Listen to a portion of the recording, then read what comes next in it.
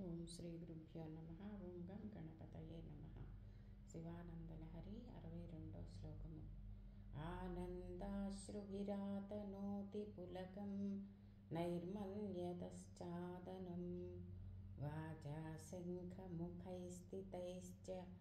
జఠరా పూర్తిం చరిత్రామృతైః రుద్రాక్షైర్భసితేన దేవ వపుషో రిక్షాం భవద్భావనా పర్యంకే వినివేశ్య భక్తిజననీ భక్తార్భకం రక్షతి.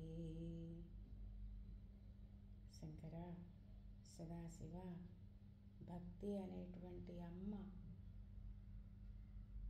భక్తిలో ఉన్నటువంటి తన బిడ్డని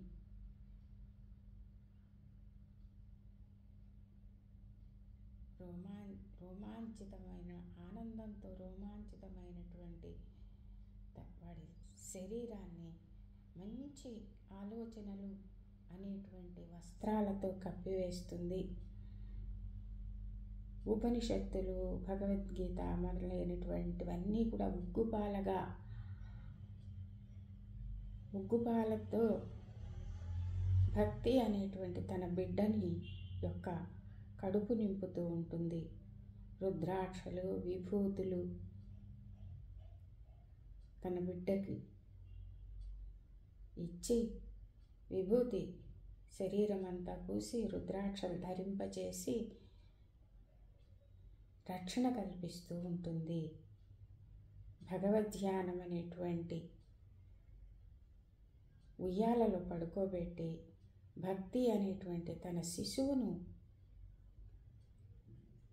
తన భక్తి రూపంలో ఉండేటువంటి అమ్మ సంరక్షిస్తూ ఉంటుంది.